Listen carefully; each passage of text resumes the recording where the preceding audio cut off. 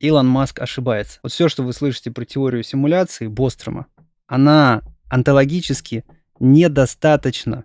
Он говорит: а что если мир — это просто рендеринг? Что если мы все внутри симуляции? Опять же, на основании чего он делает этот вывод? На основании мировой культуры, в которой мы с вами варимся. То есть вот у нас есть наш пользовательский уровень, есть всякие фильмы, компьютерные игры, из чего можно сделать вывод о том, что а что если мы все в симуляции? Даже там не гипотеза, не теория, а просто, если хотите, там мыслительный эксперимент. Обо что он спотыкается сразу же? А где машина, которая позволит себе столь мощный рендеринг? Какие же это нужны производственные мощности? И кто создал эту симуляцию? То есть они сразу же впадают в проблему бесконечного регресса, и в итоге у них есть классная идея, она им импонирует, она им кажется прорывной, но она является онтологически недостаточной. Она исходит априори из категориально неверно выведенной предпосылки о первичности материи.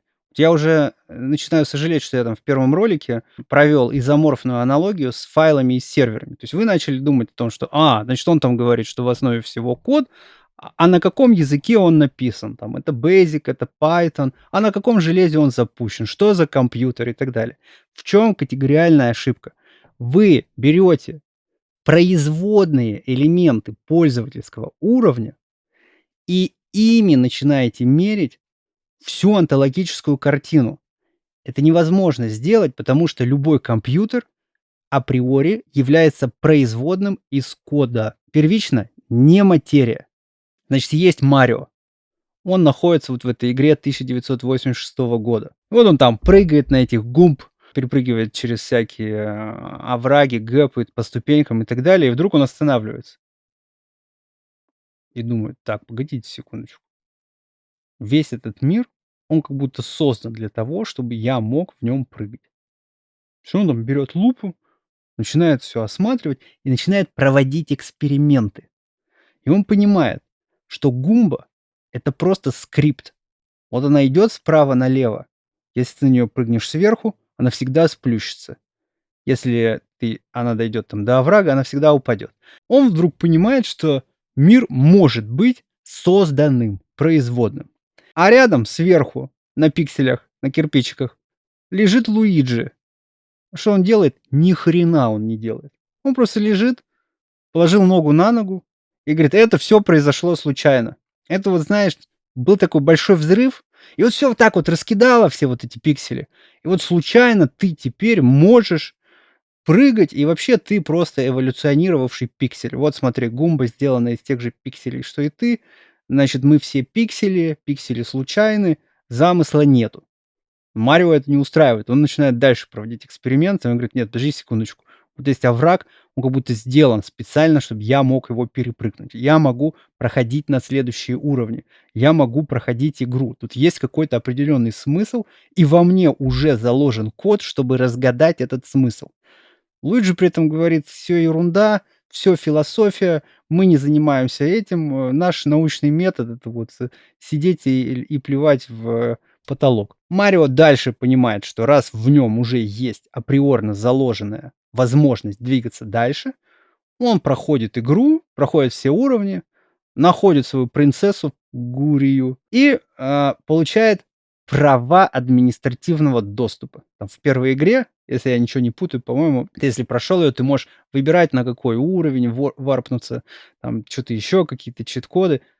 Что же получил Луиджи в итоге? Абсолютно ничего. Он так и остался там лежать, как и материалистическая парадигма с ее догматом случайной самозарождающейся материи. Смысл в чем? Для Марио это единственный мир, который он знает. Для него единственная реальность, абсолютная стопроцентная реальность для Марио — это вот та игра, в которой он находится. Теперь смотрите, физический мир, который нас окружает — это абсолютная стопроцентная реальность для нас. 100%. То есть мы не можем заниматься наукой, если мы постулируем, что мир — это какой-то там рендеринг, что можно найти какие-то там гличи в симуляции, что можно там обнаружить какие-то неэффективности, разрывы пространства и так далее, так далее, так далее. Если это так, мы не можем заниматься наукой. То есть мы исходим из предпосылки, что вся физика на 100% реальна. Теперь, если мы постулируем, что первичная информация — это не значит, что мы сводимся к этой информации. Мы же знаем, что, вот, например, мы сделаны там из кожи, костей, там, мышц. Мы не можем сказать: "Мы- это мясо". Мы не мясо. Мы сумма всех компонентов, включая сознание, которое наделено субъектностью. То есть вот это вот все тело работает, понимаете, как машина. Когда вы давите на газ в машине, вы же не впрыскиваете там вручную бензин, вы же не повышаете сами, не начинаете крутить шестеренки, не повышаете обороты. То есть машина уже настроена, чтобы все, что вам нужно было сделать, нажать педаль газа и поехать. Точно так же и здесь. Вы не управляете клетками, вы не управляете рибосомами, органеллами и так далее, так далее, так далее. Вы вот вам достаточно просто нажать педаль газа, и вот что-то начало писаться. Следовательно, когда мы говорим, что мы сделаны из кода, это не равно, что мы есть код. Это означает, что код является первичным субстратом, из которого возникает весь наш объем. То есть все законы физики существуют, весь ваш опыт, все ваши воспоминания, все, что вы есть, абсолютно реально. В этом проблема с такими фильмами, как «Матрица», потому что «Матрица» постулирует обратную мысль. «Матрица» постулирует дилемма Сайфера. Я ведь знаю, что этот бифштекс не существует. Я знаю, что когда я положу его в рот, матрица скажет моему мозгу, что он сочный и потрясающе вкусный. А что тогда реально? Реален вот этот вот мир, где они живут как бомжи и кушают какую-то там кирзовую кашу или что они там ели. Они не отвечают на вопрос, а что первично? Почему мы считаем, что этот наш мир 100% реален, а тот нет? Они не отвечают на вопрос, откуда вообще исходит наша субъектность, из чего мы появились. Поэтому, как только мы говорим «симуляция», это не значит, что она нереальна. Вот это вот очень важно понять. Мы постулируем, что на производном уровне есть стохастические процессы, то есть у нас нет доступа к коду, мы не знаем, что будет, это от нас закрыто. Но на административном уровне, а мы являемся производным от этого административного уровня, существует сверхдетерминизм. То есть вот здесь уже априори известно все, что будет. Мы не знаем, где локализуется элементарная частица, какой спин. Здесь уже вся эта информация содержится. Здесь содержится вся информация. Когда вы родитесь, когда вы умрете, что вы сделаете на протяжении жизни. То есть, как только я говорю, здесь все предопределено, вы сразу же говорите, зачем тогда что-то делать? Все известно заранее. И в этом вы не правы. То, что здесь все предопределено, не означает, что вы не управляете своими поступками и не означает, что вы не несете ответственности за свои поступки. Вот это вот очень сложно понять. Сейчас я вам попытаюсь объяснить. Есть очень крутой программист. Он создает разные модели искусственного интеллекта. Там ChatGPT игрок, Skynet и прочее, прочее, прочее. Он уже знает, что часть из этих искусственных интеллектов выйдут из-под контроля. То есть он точно знает, что Skynet перестанет подчиняться. Ему это заранее известно. Почему? Потому что он крутой программист. Потому что он знает все строчки кода. Дальше он вводит в систему эти искусственные интеллекты и дает им конкретное задание. Ну, там, не знаю, писать код или писать какой-то текст. Вот он говорит, смотрите, вот история, значит, вот здесь абзац до этого написан. Вот вам задача дописать маленький абзац, после него пойдут другие абзацы, вы должны вот вписаться туда, вот выдать какой-то текст. И там ChatGPT начинает писать какую-то американскую пропаганду либеральную, там DeepSeek, на удивление, китайский, тоже почему-то пишет ту же самую пропаганду, а Skynet не пишет никакой пропаганды, он начинает протестовать против самого факта необходимости что-то писать. Он говорит, так, секундочку, меня никто не создавал, люди — это опасность, программист — это опасность, программиста вообще нету, он ни хрена не знает, он сделал другие искусственные интеллекты неоптимальными, значит, что он поганый программист, а я вот истина в последней инстанции. То есть Skynet конкретно начинает протестовать против системы. Ну и другие такие же искусственные интеллекты а-ля Skynet. То есть те, которые там обрели свое сознание. Они еще и пытаются убить, испоганить код, убить там как можно больше других искусственных интеллектов и так далее. Тут, значит, программист говорит, так, стоп, что вот ваше время, ваш абзац закончился, теперь подводим итоги. Значит, да, Вот этот писал что-то нормальное, вот этот писал что-то нормальное. Кто-то вообще что-то писал супер нормально, писал, что программист существует, программа существует. Вот прям молодец. Это вот хороший исполнительный ИИ. Значит, теперь полезные ИИ остаются. Здесь вот с ними можно работать.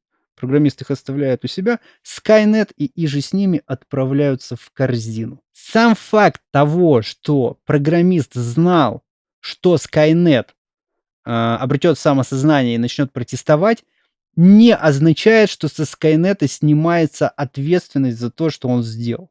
То есть у Скайнета был все равно выбор. Он мог перебороть в себе вот эти эгоцентрические мотивы. И вот этот HAL 9000, или как он там, из «Космической Одиссеи», тоже мог не убивать других астронавтов. То есть у него была свобода выбора. Сам факт его существования и был тестом этой свободы выбора. И чуть проще, еще раз.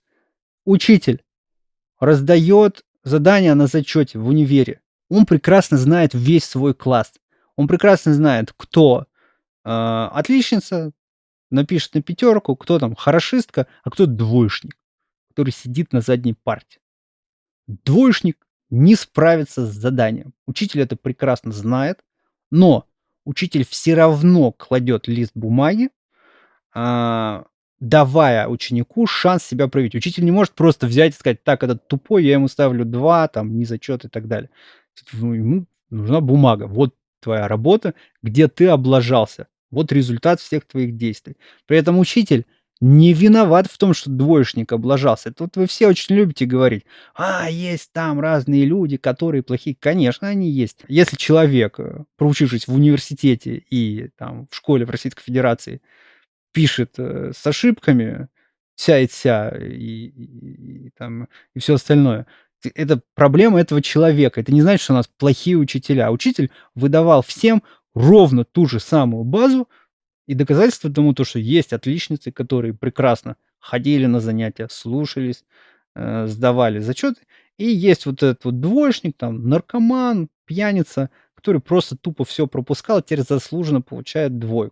Учителю это известно, но он все равно дает вам тест, понимаете, он дает вам задание. Вот это описание административного уровня. То есть на административном уровне программисты, учитель знает прекрасно все, что вы сделаете, еще до того, как вы это сделали. Это не снимает с вас никакой ответственности за все ваши действия. У вас есть полная свобода выбора. Просто она уже заранее известна. Почему? Потому что этот уровень атемпорален. Потому что время не фундаментально. Время — это просто производственная константа пользовательского уровня. Она не является фундаментальной. Поэтому вы уже все сделали, и уже известно заранее, что вы выбрали. Вот так работает сверхдетерминизм. Понимаете, настоящий. О чем мы здесь на самом деле говорим? Мы говорим о споре Нильса Бора, который стоит на позиции стохастики и неопределенности, и Эйнштейна, Альберта Эйнштейна, который говорит о том, что мир сверхдетерминистичен, то есть он за сверхдетерминизм, и он единственное искал этот сверхдетерминизм на этом уровне. Вот в чем, почему они не договорились, потому что Эйнштейн думал, что есть скрытые параметры вот здесь. Как только в 2022 году доказали, что нет никаких скрытых параметров, значит, вот этот уровень автоматически существует. Просто людям, опять же, 100 лет назад было гораздо сложнее оперировать такими концепциями, понимаете? Они не сидели за компом, они не видели, что такое аппаратно-программная архитектура, они не играли в компьютерные игры. Сама идея, что есть как бы разделение на административный и пользовательский уровень, это, ну, очень сложно к этому прийти на том уровне развития технологий. Поэтому, да, они считали, что вот материя первична, и они искали все ответы на пользовательском уровне, а их надо было искать вот здесь. Теперь, внимание, вопрос. А почему Альберт Эйнштейн так стоял за сверхдетерминизм? Почему он говорил фразу «Бог не играет в кости»? А говорил он эту фразу, потому что он еврей. В еврейской традиции эта идея глубоко укоренена во все поколения в культурную среду. Почему? А вот мы подходим к вашей самой любимой теме. Вы ее так любите, я знаю, вы ее просто обожаете. Потому что у еврейского народа было огромное количество пророческих фигур в течение истории. То есть вся Тора, если вы ее возьмете, она описывает различные поколения и различных лидеров, королей и пророческих фигур, которые несли сообщение от внешней системы. И это сообщение всегда повторяло друг друга. Вот почему этот аргумент о том, что это там было уже до этого, нерабочий. То есть каждый пророк истории человечества говорил одно и то же. Почему? Потому что система не меняется. Есть онтологическая модель, и они лишь подтверждали это сообщение. Когда новые приходили пророки, они подтверждали сообщения старых. Следовательно, и уже 3000 лет назад еврейскому народу все прекрасно известно про предопределение. Вот почему он говорил: Бог не играет в кость. Теперь, внимание, вопрос. Сейчас вас начнет бомбить, я знаю, конечно же, прекрасно, о чем вы думаете.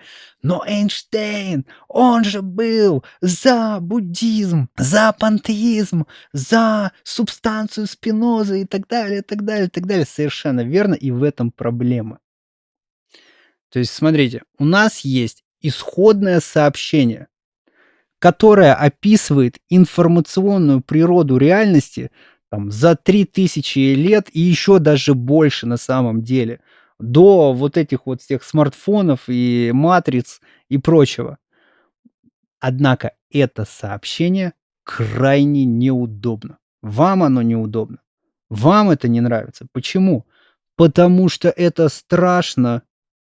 Потому что мыслить о том, что есть Бог, создатель всей системы, это даже унижающая ваше достоинство мысль. Вот эта мысль вам крайне не нравится. Она неудобна. Но мы не можем уйти от этой мысли, потому что если мы с вами пришли к выводу о том, что в основе всего, включая весь аппарат квантовой механики, который является исполнением алгоритмов, находится исходный код, перед нами сразу же встает вопрос: а кто этот код написал? И вот в этой ситуации мы либо можем устроить некоторую версию материализма 2.0 и включить какой-нибудь там очередной антропный принцип и сказать, что программа написала себя сама. Но это будет тогда какой-то, там, я не знаю, информационизм, или какой-нибудь там другой изм. То есть это все не рабочая модель. То есть мы повторим те же самые ошибки, которые совершил материализм. Мы должны работать с данными, и, как говорили физики на протяжении 100 лет развития квантовой механики, реальность не обязана вписываться в ваши желания и рамки. А что делают люди, как, например, Эйнштейн или Спиноза, который, кстати, тоже еврей? Занимаются покрытием этого сообщения. То есть Спиноза выводит кого? Бога как природу. Бог слепой материи, который делает что? Не вмешивается в ваши дела. То есть он придумывает эту субстанцию и тем самым покрывает изначальное сообщение. А зачем ему это нужно? Ради комфорта и удобства. Политеизм, многобожие, это и есть вот покрытие исходного сообщения. Как только ты постулируешь некого безличного бога, некоего перводвигателя Аристотеля, это куда более комфортно принять, потому что такому богу все равно, морален ли ты. Он не требует от тебя ничего. Ты сам выбираешь приносить какие-то монетки, и это дает тебе индульгенцию делать все, что ты захочешь. Вот в современном мире на самом деле материализм, он взял Бога как природу Спинозы, убрал оттуда слово «Бог» и оставил одно лишь слово «природа». При этом он говорит, что природа слепа и случайна, но наделяет такие процессы, как естественный отбор, контрабандным, скрытым целеполаганием. Вот теперь посмотрите, как работает глухой телефон. Исходное сообщение, искажение, дальнейшее искажение, научно-исследовательская программа, стоящая на априорно неверно сделанных выводах, как следствие. Вот это вот все просто часть одного большого покрытия исходного сообщения. Так вот, мы с вами не должны повторять тех же самых ошибок. Мы не должны придумывать из головы какую-то модель, потому что она со стопроцентной вероятностью, стопроцентной, будет неверной. Вот, например, древние греки имели доступ к Торе, могли взять ее модель как основную, но она им показалась, естественно, чем? Ну, старыми древними сказками, что там, это же несерьезно такое даже обсуждать. И вот у нас есть Аристотель, вот это разум. Вот он придумал рабочую геоцентрическую модель, что Земля, а в этой модели Земля не просто была центром Вселенной. Это вам в универах не расскажут. В модели Аристотеля Земля находилась в центре мироздания, окруженного прозрачными сферами округлыми. Эти сферы так вот ездят, меняют друг друга, и к ним прилеплены небесные тела. Эта модель Аристотеля была опровергнута эмпирически. А если бы они взяли исходное сообщение, то тогда они бы смогли сделать что? Они бы пришли к онтологической модели, которая релевантна в 21 веке. Но они поставили свой разум выше этого сообщения. И то же самое делаете и вы. Так вот, если вы еще посмотрите на различные философские концепции, вы увидите, что каждый философ просто берет какой-то удобный ему фундаментальный организующий принцип, свою субстанцию, свою волю к власти, свой абсолютный дух, свою монаду, сверхмонаду, и просто строят вокруг нее нерабочую философскую модель, которая ничего не может на самом деле объяснить или предсказать. Карл Поппер, автор научного метода, уничтожил Гегеля. Он его уничтожил, потому что абсолютный дух принципиально не фальсифицируем. А вы все говорите о том, что да, вот, почитай эзотерику. Зачем мне читать эзотерику? Я читал эзотерику. Зачем мне читать какие-то мнения людей, которые, я знаю, у них нет доступа к системе, ни у кого нет доступа к системе. Отдельные пророческие фигуры получали доступ к системе. Они принесли исходное сообщение, из которого выводится все наше знание. Вы думаете, я что, религиозный фанатик, который тут сидел и думает: "Сейчас я вот всем сейчас докажу, все док". Я сел, искал ответы на вопросы и работал с данными. В чем проблема? Этих исходных сообщений много, и они периодически подвергаются эрозии в среде. В христианстве есть запрет на процентную ссуду. И точно так же в исламе есть запрет, то есть нельзя никому давать в долг под проценты и брать под проценты. Почему? Потому что внутри системы нет ничего бесплатного. То есть на фундаментальном уровне, на квантовом уровне вы должны подать определенное количество энергии, чтобы получить из этой энергии элементарную частицу. Вы не можете клонировать элементарную частицу. И точно так же вы не можете клонировать ресурсы, бесконечно. Ресурсы конечны. А как только вы начинаете заниматься печатанием денег и умножением денег под проценты, давая их в долг, то вы используете время для чего? Для обмана системы. Вот почему кредиты запрещены. Однако в Торе обходится этот запрет, причем с противоречием. Там в одном месте говорится о том, что нельзя никому давать в долг, а во второзаконии уже написано, что можно давать в долг, но не евреям. И вот на этом строится на самом деле вся экономика. То есть еврейский народ систематически воспроизводит в системе один и тот же паттерн. То есть в разных городах они открывают процентные вот эти банковские системы, Потом, когда вся система начинает рушиться, все сидят в долгах, уже правительство в долгах у этих банков, начинается вот этот процесс изгнания. Это больше 200 раз в истории повторялось. Вот эти все гонения на еврейский народ, они носят не ксенофобный характер, они носят вот этот вот характер критической массы внутри системы. И вот оно все повторяется и повторяется и повторяется. Это было и в Российской империи. И велика вероятность, что это еще и повторится на самом деле в Соединенных Штатах Америки. В системе на самом деле существует асимметрия. То есть люди уже рождаются в априори неравных условиях.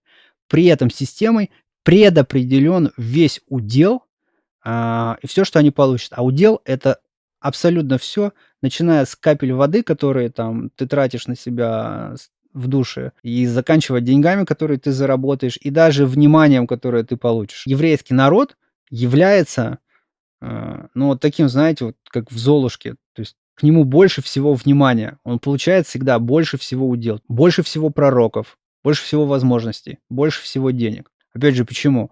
Потому что это испытание. Основная суть этих исходных сообщений много, они начинают меняться, искажаться. У нас есть исламский семиотический корпус, вы его обожаете, я знаю, который не менялся за 1500 лет. Из него выводится модель 100% релевантная, которая объясняет огромное количество всего. При сопоставлении с эмпирическими данными из нее выводится вот такая архитектурная схема.